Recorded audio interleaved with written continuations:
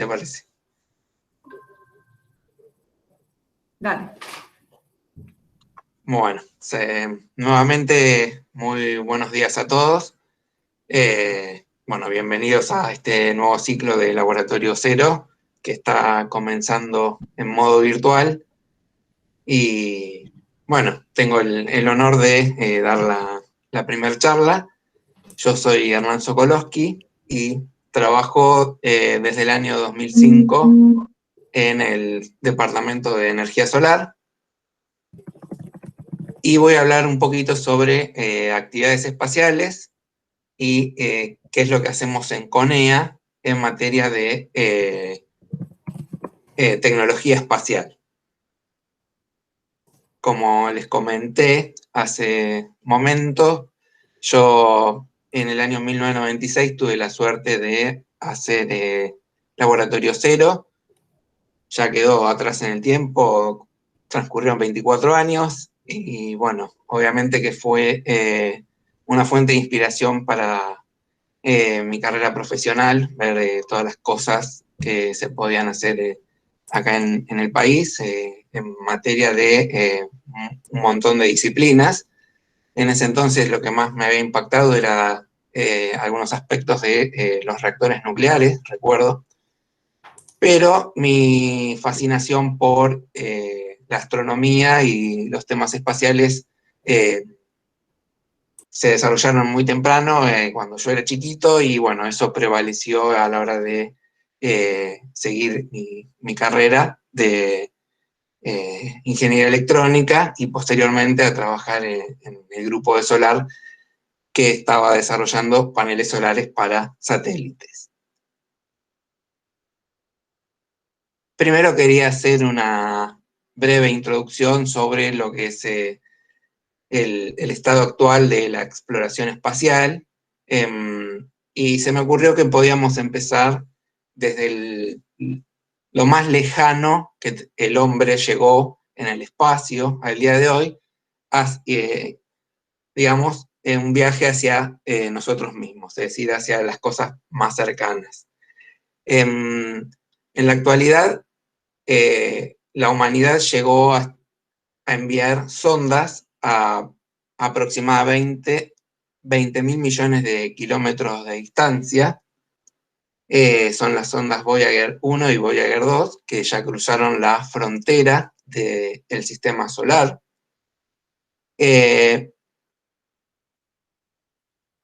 Y las señales de radio que transmiten información desde estas ondas tardan prácticamente 24 horas en llegar a la Tierra.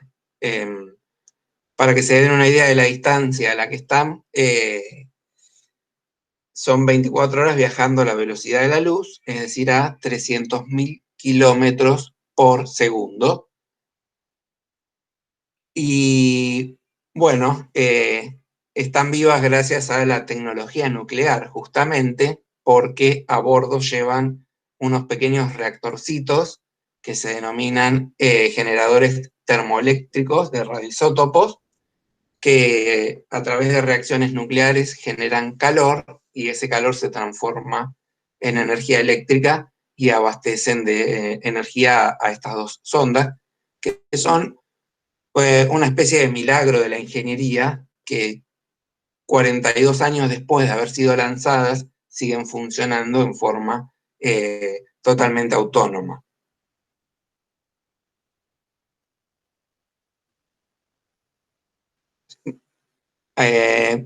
Acercándonos un poquito más hacia nuestro mundo, otras sondas que han sido enviadas bastante cerca del confín del sistema solar han sido la New Horizons, que hace un par de años sobrevoló Plutón, y por primera vez la humanidad tuvo una imagen del planeta Plutón de muy buena resolución, ya que lo mejor que teníamos hasta el año 2015 era una imagen pixelada que había obtenido el telescopio espacial Hubble.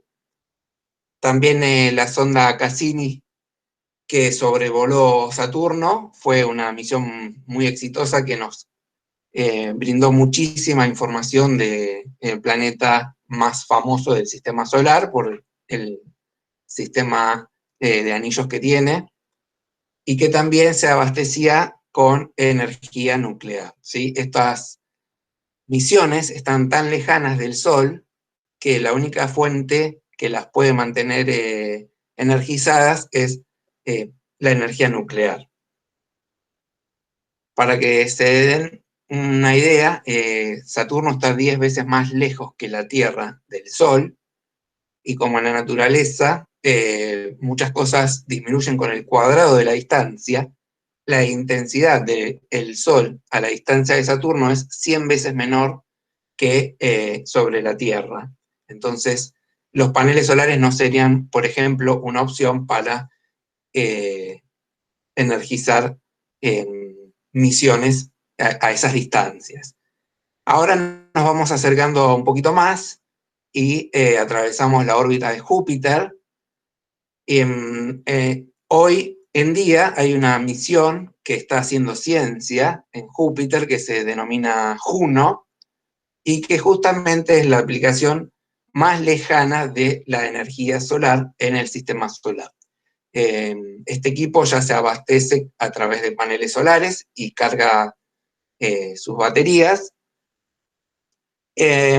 aunque Júpiter, al estar 5 veces más lejos del Sol que la Tierra, recibe 25 veces menor cantidad de energía solar, y estos paneles solares, que a una unidad astronómica, es decir, a la distancia Tierra-Sol, generarían 15.000 watts de potencia, en Júpiter generan solamente 500 watts. De todos modos, es una cantidad suficiente como para que todos los instrumentos funcionen y puedan enviar la información colectada a la Tierra. Acercándonos más aún a la Tierra, pasamos por la órbita de Marte, en donde hubo ya muchas misiones que se posaron sobre la superficie del planeta rojo, y algunas de ellas funcionaron también con paneles solares, como fueron las misiones Spirit y Opportunity, aunque hoy en día las misiones más de mayor envergadura que están operando en Marte es un rover que se denomina Curiosity, que tiene el tamaño de un vehículo 4x4 y que se abastece de energía a través de medios nucleares también.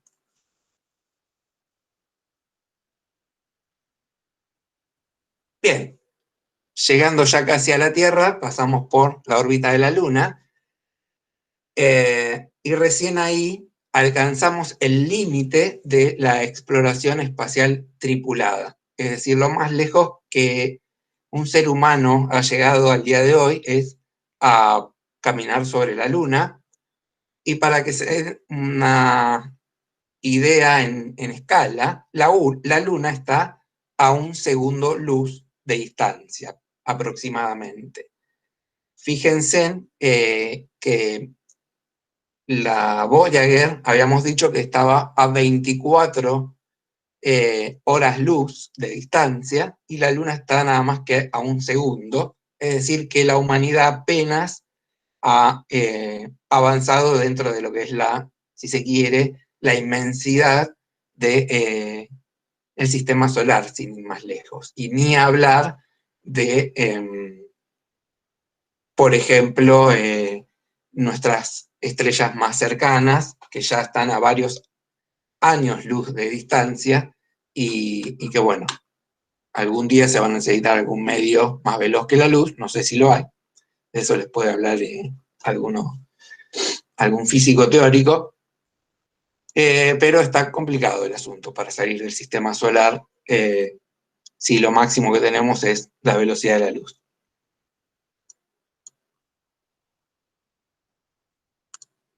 Bien, Argentina, en el año 1991 se crea la CONAE, que es la Comisión Nacional de Actividades Espaciales, cuyo plan nacional tiene como objetivo impulsar la exploración y el uso pacífico de las tecnologías espaciales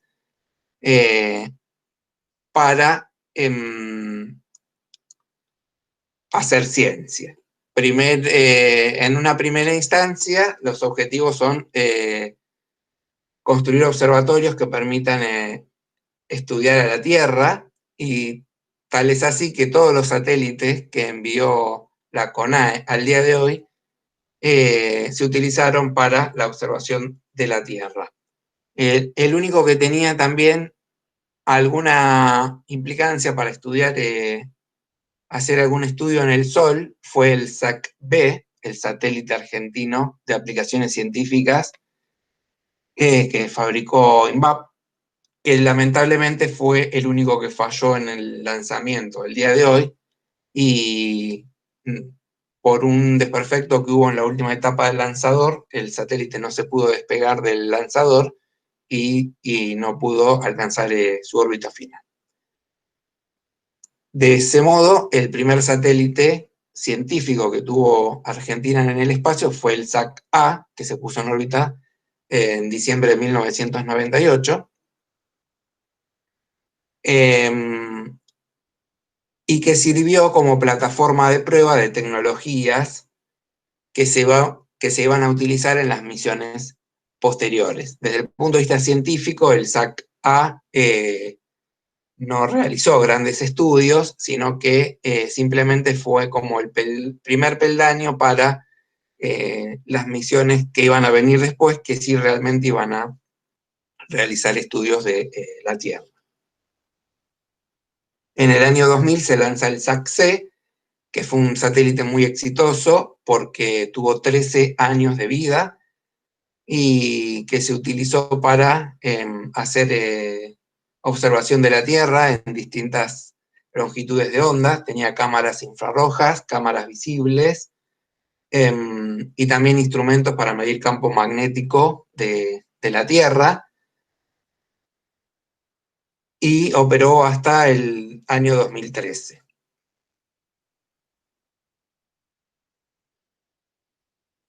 En 2011 se pone en órbita una misión muy importante que se denominó Aquarius SAC-D. Fue el cuarto satélite de aplicación científica de la CONAE, pero esta vez la misión fue en conjunto con la NASA, y el instrumento principal, que era una antena radar que emitía microondas hacia la Tierra y estudiaba el rebote de las señales, sirvió para medir por primera vez la salinidad superficial de los océanos a nivel global, y con ello poder obtener mapas de salinidad bastante detallados, lo cual sirvió para elaborar modelos climáticos y, entre otras cosas, también estudiar el famoso cambio climático. Esta misión llevó por primera vez paneles solares que se fabricaron en Argentina. Concretamente se fabricaron en el Departamento de Energía Solar, y el satélite, como todos los satélites de los cuales voy a estar hablando hoy, fueron fabricados en INVAP, que se encuentra en Bariloche, en Río Negro.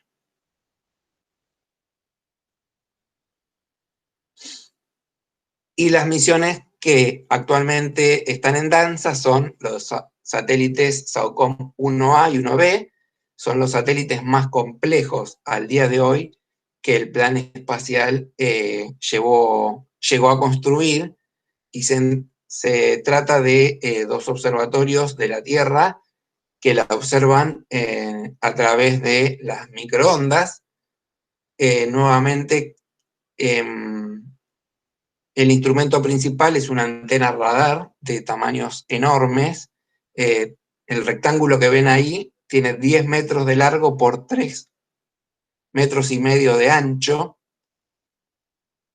y emite ondas de radio hacia la Tierra, y nuevamente, estudiando la reflexión de esas ondas de radio, se pueden obtener mapas de humedad de los suelos que tienen muchas aplicaciones. El SAOCOM 1A y 1B son dos satélites gemelos. El 1A ya está en el espacio, se lanzó en 2018, y el 1B, con un poco de suerte, lo vamos a tener en el espacio dentro de un par de semanas.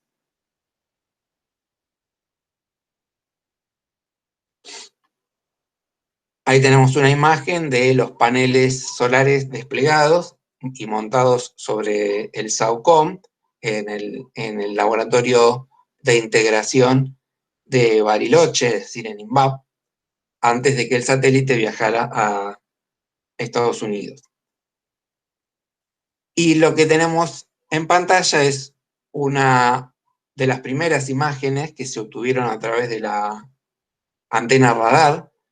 Estas imágenes surgen del procesamiento de señales, no son imágenes ópticas, es decir, el color no es un color verdadero, y a mí no me deja de sorprender cómo, estudiando el rebote de señales de microondas, se pueden obtener imágenes. Esto es realmente la magia, para mí es magia, del procesamiento de las señales.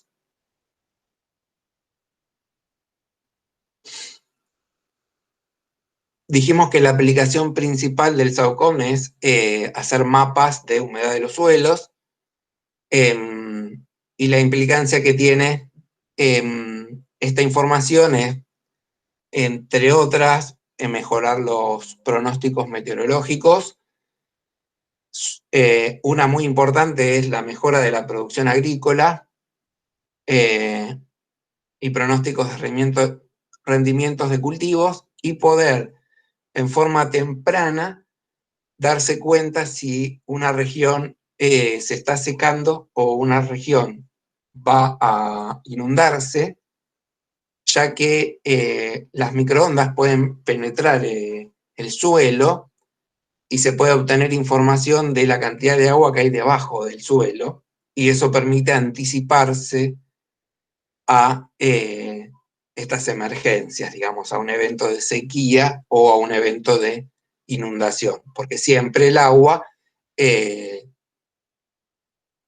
la cantidad de agua que hay debajo del suelo, si va creciendo, a uno le pronostica que la región va a terminar inundándose. Y por supuesto también está relacionado con la salud humana y las enfermedades que, por ejemplo, pueden transmitir los mosquitos.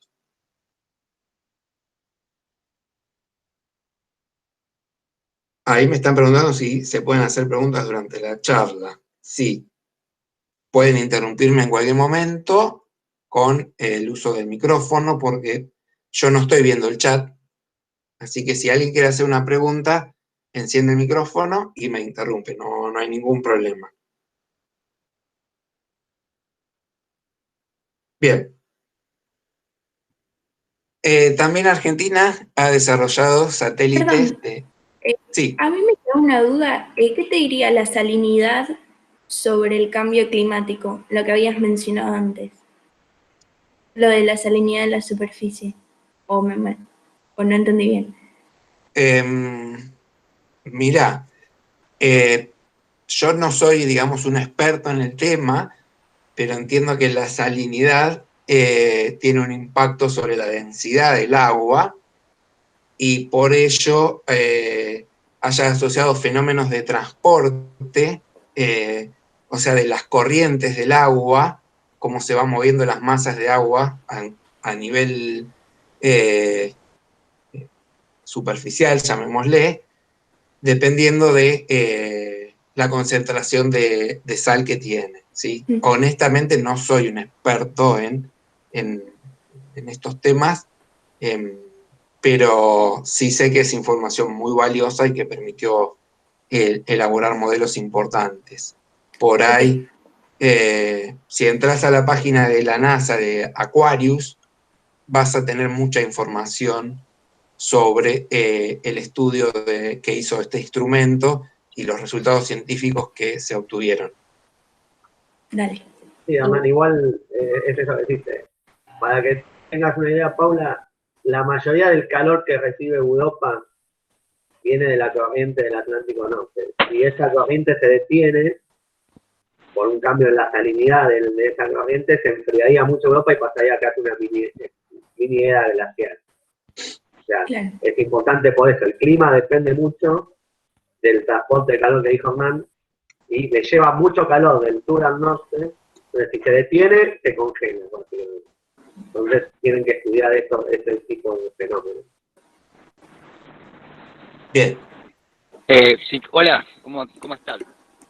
Si quieren un comentario, yo tampoco, menos aún soy experto, pero sé que la capacidad de disolver que tiene el agua, tanto dióxido de carbono como sal, depende críticamente de la temperatura. Entonces, por eso que la salinidad es una indicación de la temperatura también. Los oceanógrafos usan mucho los gráficos, la información de salinidad y temperatura, para saber cómo se comportan esas masas de agua. Claro, si disminuye la temperatura, la sal va a ser cada vez menos soluble y se va a ir deteniendo la corriente, o algo así. No sé si se detiene la corriente, porque la corriente No, pero va a ser cada vez menos, ¿no? es un signo de la temperatura del agua, la salinidad. Pero es uno de los parámetros que importan cuando se analizan las masas de agua, salinidad y temperatura, ¿no? Que son como los oceanógrafos caracterizan las masas de agua con esos parámetros. Bien. O sea, en esto es muy, muy importante la salinidad en el agua. Claro. Tampoco yo soy experto en eso, pero sé que es un parámetro muy importante de los oceanógrafos.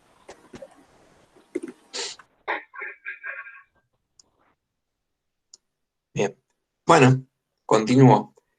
Les comentaba que Argentina también desarrolló satélites geoestacionarios de telecomunicaciones, que fueron los ARSAT 1 y ARSAT 2, nuevamente construidos por INVAP y puestos en órbitas en el año 2014 y 2015 respectivamente. Y estos satélites están a 36.000 kilómetros sobre la superficie de la Tierra y su periodo de revolución coincide con un día siderio, y por eso se mantienen quietos con respecto a, digamos, un punto en el cielo. La ventaja de eso es que una antena que está transmitiendo información constantemente y recibiendo, permanece quieta y no se requiere hacer un seguimiento.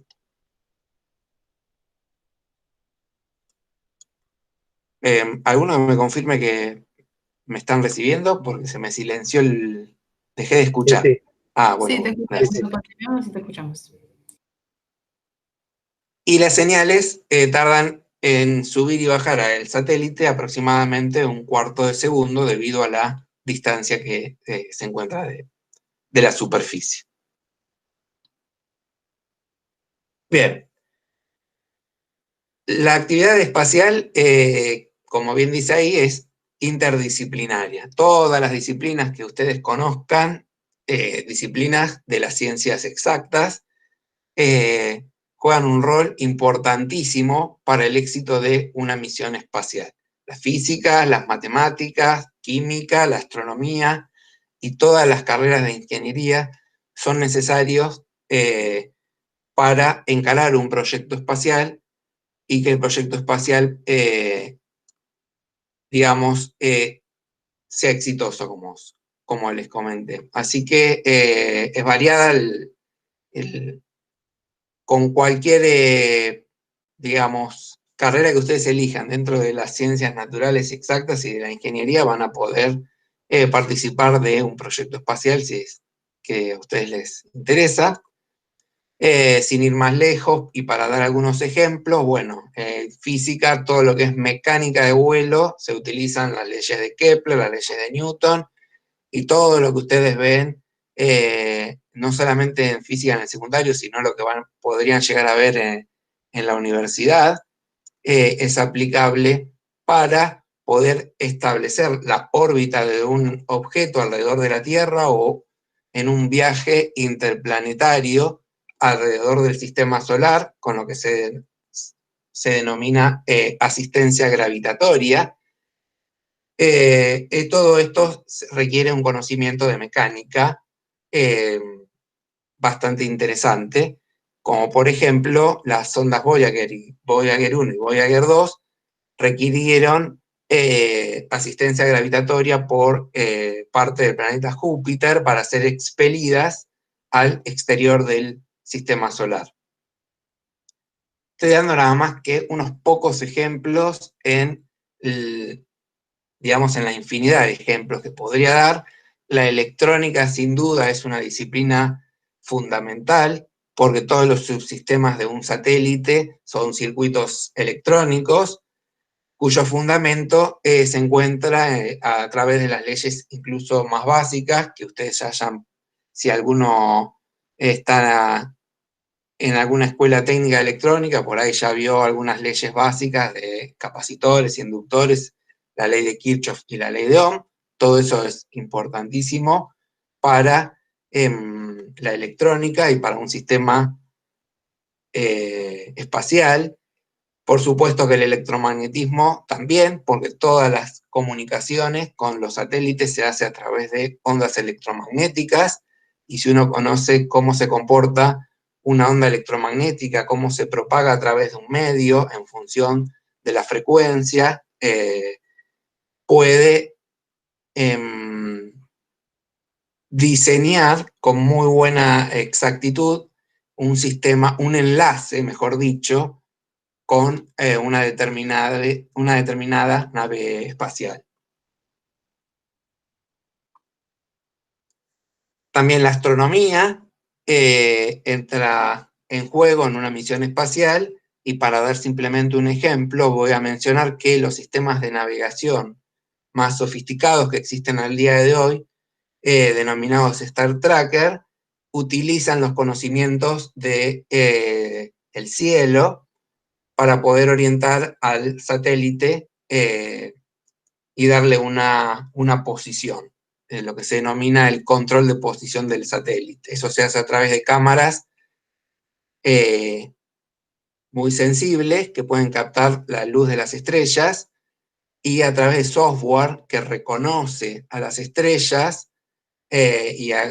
obviamente conociendo la posición de esas estrellas en lo que se denomina la esfera celeste, uno puede saber exactamente cuál es la orientación que tiene el satélite y a qué punto de la Tierra o del espacio está apuntando. Además, se utilizan sistemas de referencia dependiendo de la misión, que pueden ser terrestres, eclípticos o galácticos, y eso también requiere de conocimientos de astronomía. La química también es muy importante. Sin ir más lejos, muchos sistemas de propulsión utilizan reacciones químicas. Sin ir más lejos, para que nosotros podamos tener un despegue de un cohete en la Tierra, necesitamos un combustible, y ese combustible tiene que entrar en contacto con un oxidante para que se produzca el quemado del mismo, y bueno, y se produzca una liberación de energía importante que finalmente también se termina traduciendo digamos, en movimiento a través de el material que sale expelido a gran velocidad de la cámara de combustión del motor de un cohete. Y las baterías que llevan a bordo los satélites también utilizan conocimientos de química, porque ustedes saben que yo hace muchos años ya cursé química, la verdad que mucho no me acuerdo, pero habíamos visto cómo funcionaba una pila en base a reacciones creo que de reducción y oxidación. Corregime, Luján, si estoy diciendo pavadas. Y bueno, esto también es muy importante a la hora de la fabricación de un sistema espacial. Y bueno, hay muchísimos ejemplos más que podría dar de muchas otras disciplinas, pero se me haría muy larga la charla, así que simplemente tomé algunos. Y bueno, ahora les voy a contar un poquito, en el tiempo que me queda, que no es mucho, qué es lo que hacemos en la Comisión Nacional de Energía Atómica en materia de tecnología espacial. En la actualidad tenemos por decirlo de alguna manera, 3 grupos de trabajo. Un grupo que se dedica a la fabricación de materiales compuestos que se utilizan para fabricar partes de satélite, y fue el grupo que fabricó los mecanismos y la mecánica de la antena radar del SAOCOM 1A y 1B. Tenemos nuestro departamento de energía solar, que entre las actividades que lleva adelante está la de fabricar paneles solares para uso espacial, y también hay un grupo experto en ambiente espacial y en ensayo de daño por radiación de dispositivos electrónicos, que sirve mucho a la hora justamente de hacer un ensayo sobre un componente, simular el ambiente espacial y ver cómo se degrada ese componente, y saber de antemano si va a poder servir o no para funcionar en el espacio. Ahí tenemos una imagen de la antena radar del SAOCOM 1A y del SAOCOM 1B, comparado con la dimensión de una persona, para que se den idea de lo enorme que son. La estructura mecánica de estas antenas se fabricaron en CONEA, y la integración de todo lo que es radiofrecuencia, es decir, todos los transmisores y receptores, se hizo en Falda del Carmen, en los laboratorios de CONAE, esto es en Córdoba. Y ahora, yendo ya al tema que nos compete a nosotros, que es la energía solar, algunas características. Bueno, es una fuente limpia e inagotable de energía. Lamentablemente es intermitente, es decir, no disponemos del sol a la noche ni los días nublados. Para dar algún valor numérico, un día despejado en una región intermedia entre el Ecuador y el Polo, podemos tener sobre la superficie de la Tierra una potencia de 1000 watts por cada metro cuadrado de superficie, lo cual es un valor bastante interesante, porque si uno dibuja en el piso un cuadrado de 1 metro por 1 metro, a lo largo de un mes, ese cuadrado habrá recibido 120 kilowatt hora de energía. Y si ustedes se fijan en la factura de luz, la cantidad de kilowatts horas que consumen en un mes o en un bimestre, van a ver que es un valor bastante comparable a este, de modo tal de que si existieran tecnologías que tuvieran buena eficiencia de conversión, uno podría disponer de esta energía para uso domiciliario. Fuera de la atmósfera, la intensidad es un 40% mayor, porque nos evitamos algunos fenómenos de filtrado o dispersión de la luz por parte de la atmósfera, así que tenemos casi 1400 watts por cada metro cuadrado de superficie perpendicular al Sol. Y en el espacio, la energía solar es la única fuente natural de energía, y por eso cobra un rol muy importante en las aplicaciones espaciales. Bueno, algunos datos del Sol, que en definitiva es la fuente de energía gracias a la cual existe la vida en la Tierra. Tiene 150 millones de kilómetros de diámetro, 1,5 millones de kilómetros de diámetro, está aproximadamente 150 millones de kilómetros de la Tierra, y está compuesto mayormente por hidrógeno. Casi el 90% de la masa gaseosa del Sol es hidrógeno, y eso, a través de los mecanismos de fusión, es lo que le da vida a la estrella. Y bueno, por suerte está en la mitad de su vida. Todavía le queda algunos miles de millones de años más de vida, así que no tenemos que preocuparnos, tiene mucho combustible todavía. Y la temperatura de la superficie del Sol es la que gobierna el color del astro, ¿sí? Ustedes habrán quizás alguna vez observado el cielo y habrán apreciado que hay estrellas que se la ve de color, algunas medias rojizas, otras más de color azuladas. Eso es por la temperatura en la superficie de la estrella, que es la que de alguna manera controla el espectro de emisión de radiación de ese cuerpo hacia el espacio exterior. Sin entrar en muchos detalles, la celda solar, que es el elemento que transforma la luz directamente en una corriente eléctrica, es decir, en energía eléctrica, es un dispositivo en el cual se suceden dos efectos a la vez. Por un lado, el material que forma parte de una celda solar tiene que ser un material que libere electrones de los enlaces atómicos cuando incide luz en el material. Esto es algo similar al efecto fotoeléctrico, pero además es necesario que el dispositivo en su interior tenga un campo eléctrico que pueda arrastrar a estas cargas en un sentido preferencial de circulación para que justamente exista una corriente continua y nosotros podamos utilizarla. La superposición de estos dos efectos es lo que se denomina efecto fotovoltaico.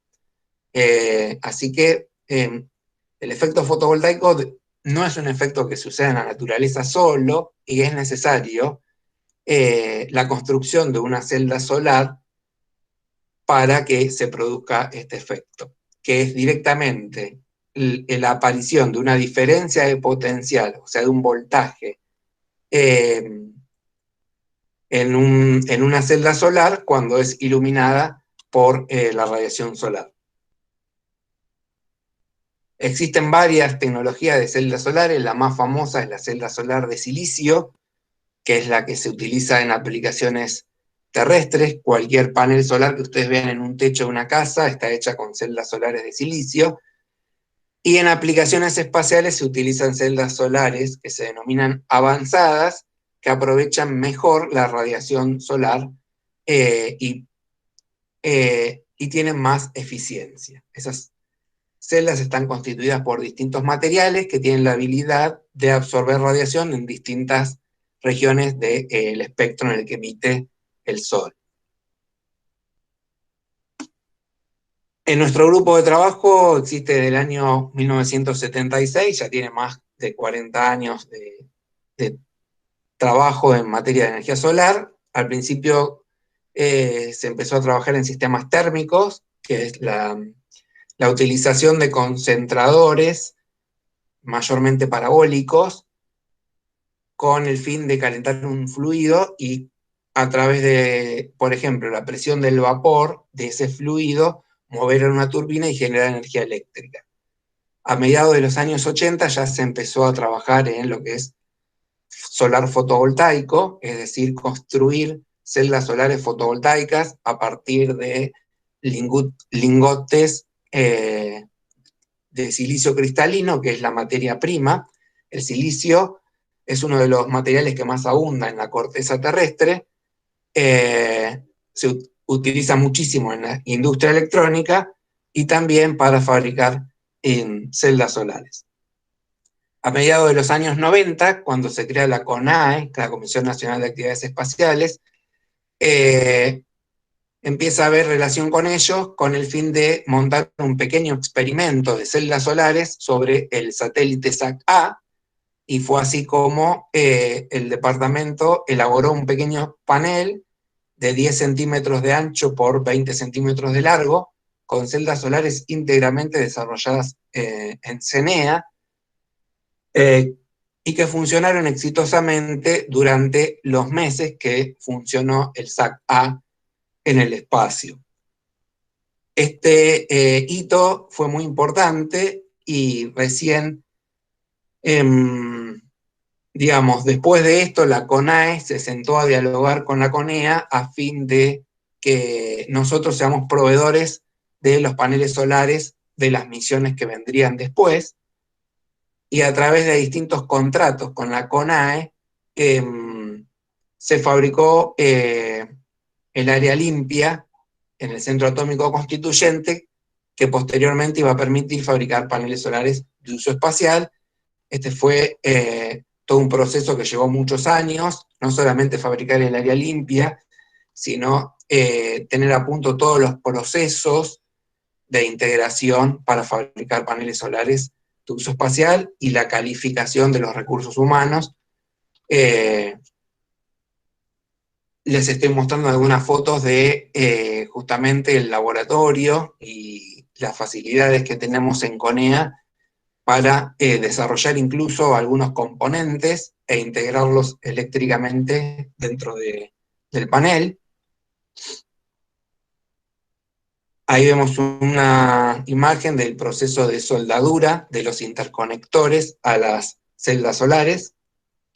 Posteriormente, las celdas solares se interconectan entre sí formando tiras de celdas solares.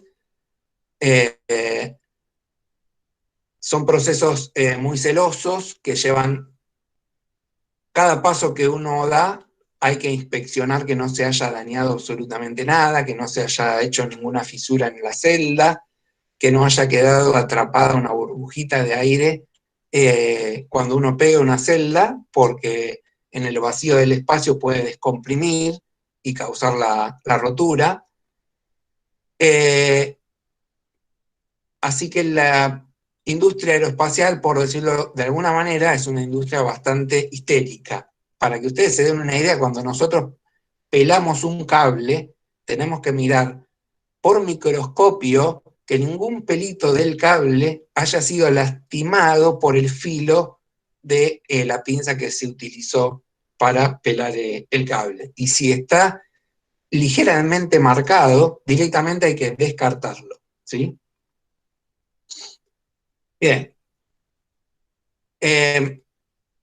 En forma muy laxa voy a contar cómo se dimensiona un panel solar espacial. Primero, el tipo de órbita del satélite es la que va a determinar cuánta cantidad de sol vamos a ver a lo largo de una órbita. Pero la órbita la determina el objetivo científico de la misión.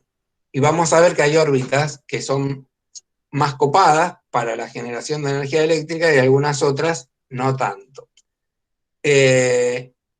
Entonces, una vez que uno conoce la órbita, ya va a saber la cantidad de energía que va a recibir por cada metro cuadrado de panel solar que se tenga.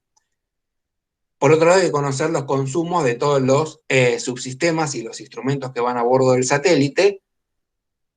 Y por supuesto, uno tiene que saber cuál es la degradación que van a sufrir las celdas para poder estimar la potencia que después de 5 años de vida útil va a generar el panel solar cuando la misión ya esté alcanzando su final.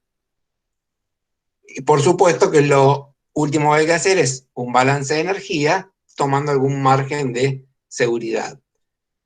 Algunas órbitas, como les comenté, son órbitas que desde el punto de vista solar son muy deseadas, como las que se denominan heliosincrónicas 6 AM o 6 PM, porque el satélite camina todo el tiempo por encima de la raya que separa el día y la noche de la Tierra, ¿sí?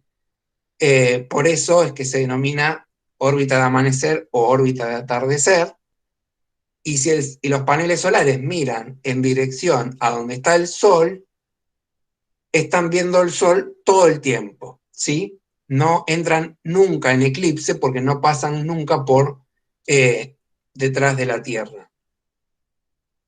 La ventaja de esta órbita es que los paneles solares generan potencia constante a lo largo de la órbita, y eso es obviamente algo que se desea. La peor órbita para un panel solar es la que se denomina 12 AM, 12 PM, en el que el satélite describe justamente esto que se ve en el gráfico, que es pasa del lado diurno por la vertical del lugar cuando el sol está al mediodía, y del lado nocturno, o sea, pasa exactamente del lado donde no está el sol. Es decir, entra en eclipse y dispone nada más que en la mitad de la órbita del recurso solar, pero además, como el ángulo del panel con respecto a los rayos del sol va cambiando a lo largo de la órbita, describe una función tipo cosenoidal. Entonces la energía promedio, que es la raya verde, resulta ser menor que la energía total que podría entregar el panel solar si recibiera luz solar constantemente. Perdón, el problema sería que la órbita heliosincrónica 6 AM naturalmente se desincroniza a las 12 PM a lo largo del año, ¿no? No. Estas órbitas justamente se denominan heliosincrónicas porque el plano orbital siempre ostenta el mismo ángulo con respecto a la dirección Tierra-Sol, ¿sí? ¿No O necesitarías sea, correcciones en la órbita todo el tiempo?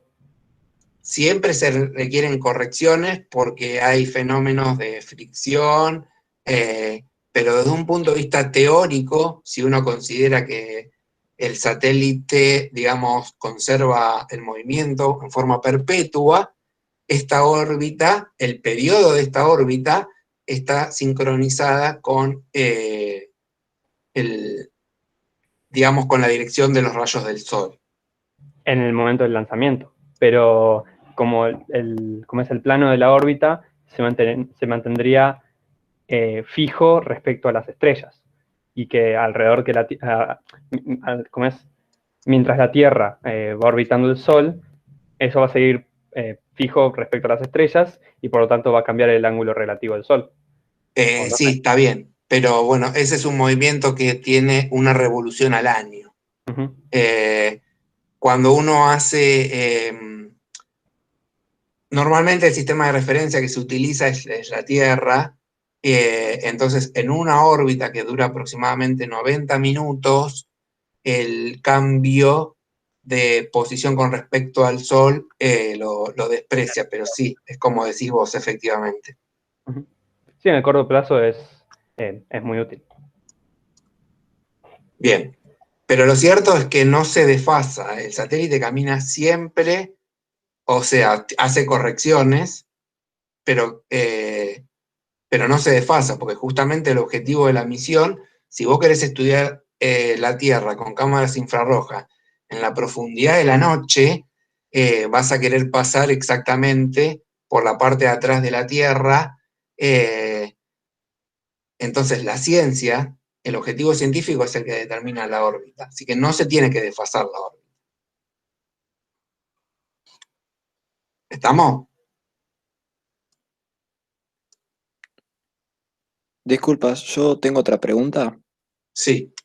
Em, para fines de investigación y demás, y bueno, para la obtención de energía, capaz que es mejor la otra órbita, pero para el desgaste de los componentes, ¿hay alguna variación dependiendo de si utilizan una órbita como la 6 AM o esta otra órbita? O sea, si le Sí. sobra o le falta energía. Hay varios factores que entran en juego. Por ejemplo, la ventaja de una órbita 6 AM es que el satélite, salvo en las cercanías de los solsticios, no entra nunca en eclipse. Si no entra en eclipse, no se producen ciclados térmicos productos de la diferencia de temperatura que puede haber entre una situación de iluminación y una situación de eclipse. Para un satélite que en cada órbita entra en eclipse, como es la situación de, por ejemplo, una órbita 12 AM, vas a tener lo que se denomina ciclados térmicos que producen desgaste sobre, por ejemplo, algunos componentes como puede ser la celda solar. De todos modos, esto es bastante complejo y depende también mucho de la del ambiente espacial, el cual depende fuertemente de la altura de la órbita,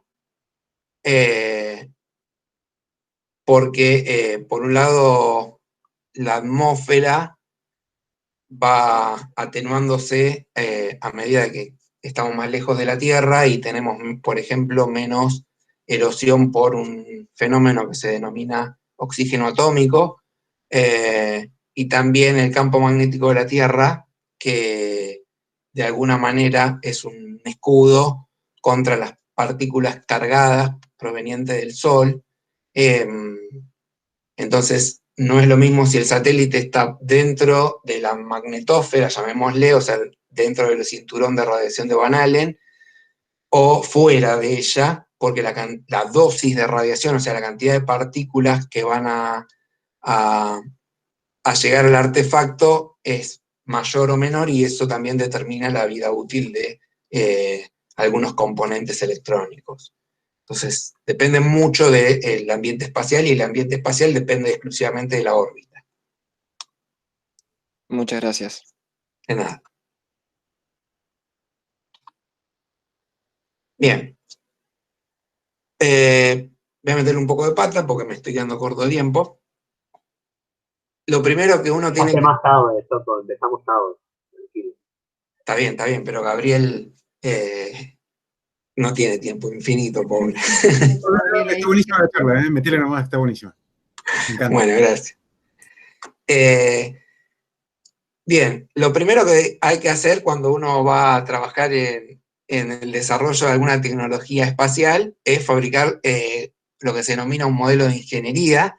En nuestro caso fue un panel solar de prueba, y en un caso ya genérico, o sea, hablando del satélite completo, también hay que fabricar un modelo de ingeniería, vendría a ser como una maqueta a la cual uno somete a un montón de ensayos. Si uno quiere verificar que la estructura del panel solar o la estructura del satélite vaya a resistir las enormes vibraciones que se producen en un lanzamiento, si bien se puede hacer en forma teórica a través de métodos numéricos, siempre es preferible fabricar el modelo de ingeniería y someterlo a ensayo. La ventaja de fabricar un modelo de ingeniería y ensayarlo es que uno en el ensayo le puede dar, por decirlo de alguna manera, con todo, a ver hasta cuándo es capaz de resistir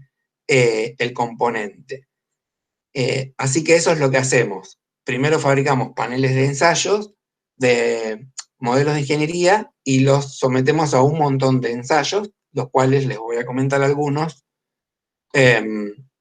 para que se den una idea. Bueno, acá se me interpuso una filmina de un proceso de fabricación que es el pegado de las celdas solares sobre un panel solar. En este caso es un panel de la misión SAC-D. Y también cuando uno transporta material de vuelo, lo tiene que hacer con sistemas de, digamos, de anclaje mecánico que también de por sí solo llevan su propia ingeniería. Es decir, para trasladar un panel desde CONEA a ENVAP, que siempre va a través de vía terrestre, es decir, a través de un camión, hay que asegurarse que ninguna frecuencia de todas las vibraciones que pueda transmitir el camión se transmita en forma directa al panel solar, sino que lo haga en forma un poco suavizada o atenuada, y es por eso que también a la hora de construir el transporte de un componente espacial se requiere el uso de la ingeniería mecánica, como por ejemplo para determinar las frecuencias natural de oscilación que puede tener el panel solar o la estructura soporte que se va a utilizar para trasladar al panel solar. Disculpa, tengo una pregunta. ¿El modelo de ingeniería es exactamente igual que el panel terminado o tiene alguna diferencia? Los modelos de ingeniería tienen que ser representativos de lo que uno quiere ensayar. Entonces, si lo que uno quiere ensayar es la resistencia del panel solar a las vibraciones, desde el punto de vista mecánico, el panel solar tiene que ser idéntico al panel solar que va a volar, ¿sí?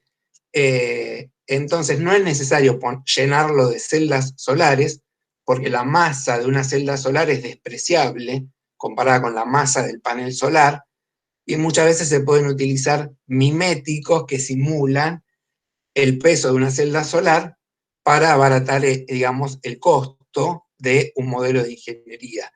Pero el modelo de ingeniería tiene que representar fielmente lo que uno quiere ensayar, ¿sí?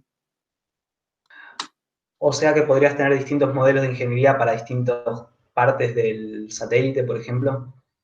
Distintos modelos para una misma parte.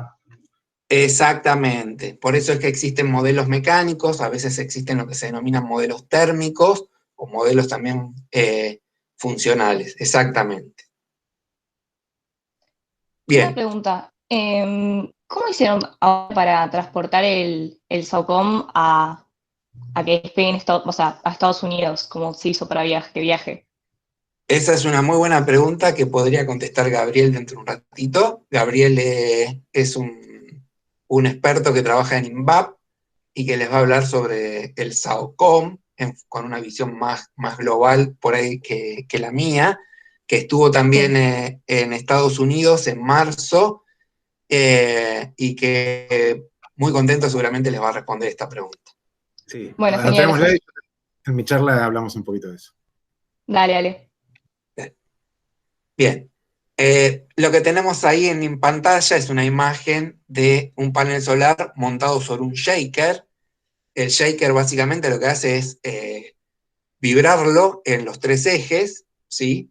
Y si no se despega ningún cable, si no sale volando ninguna celda solar, significa que los procesos que se utilizaron para integrar los componentes dentro del panel solar fueron los apropiados. Otro ensayo muy interesante es el de termovacío, en donde uno pone al panel solar o al satélite dentro de una cámara enorme y se lo somete a procesos de frío y calor en forma alternada para ver si no se produce alguna falla temprana. En este momento yo quisiera separar 2 tipos de ensayos. Los ensayos que se le hacen al modelo de ingeniería, que a ese se le puede dar con todo hasta que se rompa, si se quiere, y los ensayos que se hacen ya sobre los modelos de vuelo, que obviamente son ensayos mucho más leves y cuyo único fin es simplemente detectar lo que se denomina falla temprana. Es decir, si hay algo que está latente a fallar, lo va a manifestar al principio de su vida útil. Por eso también se hacen ensayos sobre los componentes de vuelo antes de que el satélite vaya al espacio.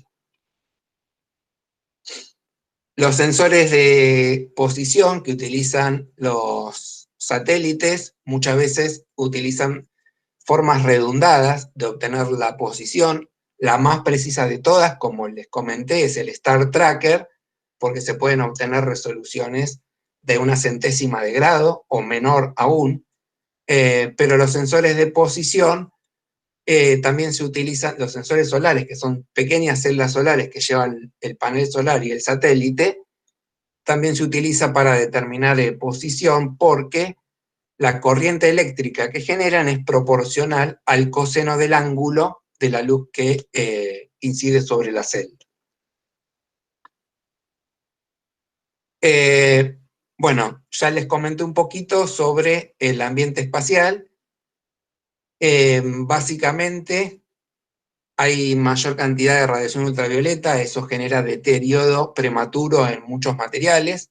Tenemos partículas cargadas provenientes del Sol, tenemos micrometeoritos y también tenemos rayos cósmicos, que son a lo que le echamos la culpa cuando algo deja de funcionar y no sabemos exactamente qué pasó. La mejor excusa es el rayo cósmico. Como ustedes saben, la Tierra tiene un campo magnético producto de todo el material que se mueve en el interior de la Tierra, más que nada en el núcleo, donde hay componentes que están fundidos, y todo el material que pueda llegar a tener, digamos, alguna carga, y esa carga esté en movimiento, genera campo magnético. El campo magnético es una especie de escudo frente a las partículas cargadas que vienen del Sol. Por eso una misión que está fuera del campo magnético tiene que resistir más a la radiación que a una misión que por ahí esté dentro del campo magnético. Y la ventaja que tenemos en el Centro Atómico Constituyentes es que contamos con un acelerador de partículas, cuyo nombre es TANDAR, y uno puede acelerar a esas partículas con un potencial de 20 millones de volts, que es la máxima aceleración que este acelerador permite darle a los iones, mayormente en protones. Y una de las líneas de irradiación que tenemos la utilizamos para irradiar celdas solares y ver cómo se degrada la celda, es decir, cuánta potencia va perdiendo a medida de que uno la bombardea con protones.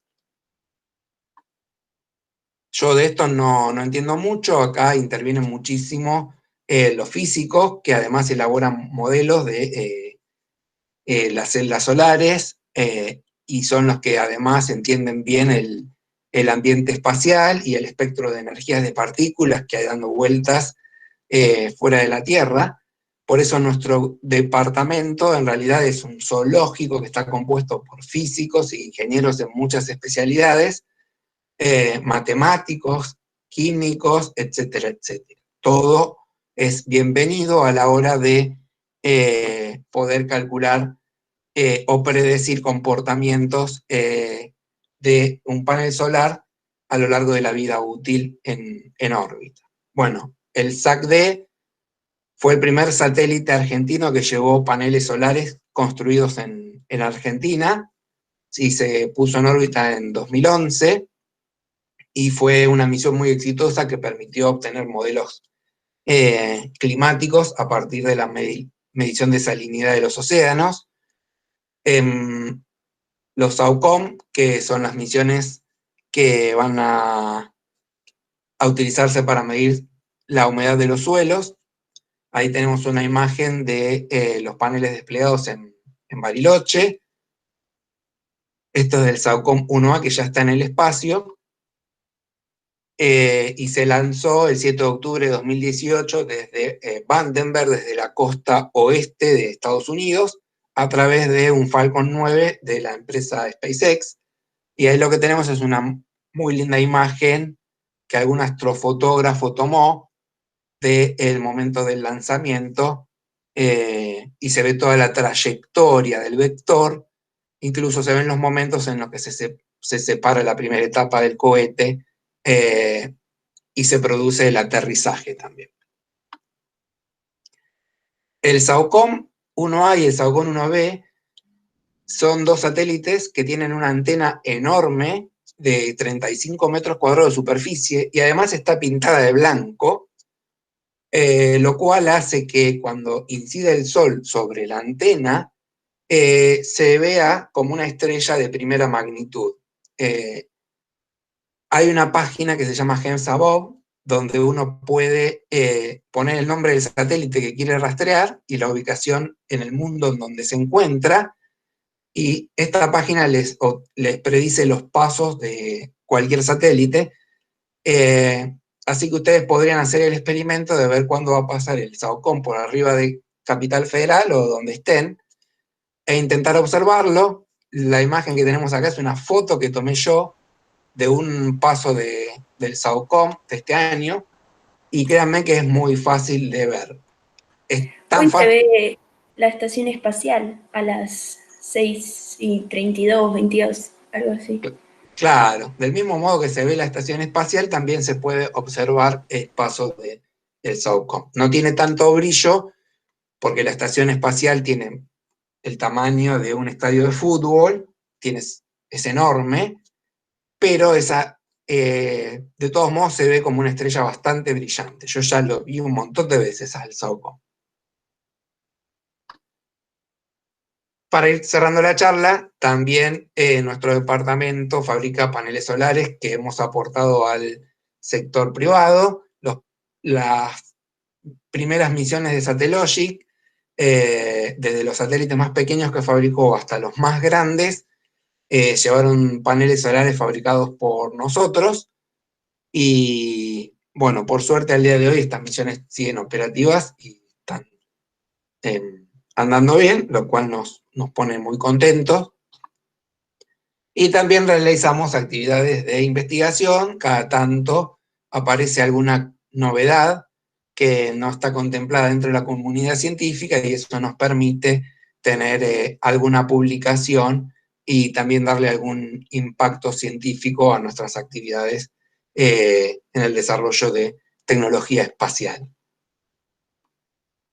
Bien, con esto finaliza mi charla. Una frase que siempre me gusta destacar, que también se la robé a Javier, es que la buena suerte se produce cuando la preparación se encuentra con la oportunidad. Las oportunidades, uno en la vida las puede salir a buscar, o a veces aparecen en forma fortuita, nunca se sabe, pero lo cierto es que cuando suceden, lo tienen que agarrar a uno con la mejor preparación posible. Y bueno, no podía faltar los chistes malos que me caracterizan a mí. Dentro de un par de semanas se va a lanzar el SAOCOM 1B y bueno, todo el mundo conoce al amigo Elon Musk hoy en día. Así que eso hace que el evento también sea tenga un plus de espectacularidad porque a Elon le gusta transmitir el despegue, el aterrizaje y hacer todo un circo. Y en este caso también nos beneficia a nosotros. Así que bueno, muchísimas gracias por su atención y ahora van a estar con una charla más interesante aún, que es la que nos va a dar Gabriel, y que va a estar más actualizada, porque él es el que está a cargo de la última etapa del proyecto SAOCOM hasta que llegue al espacio.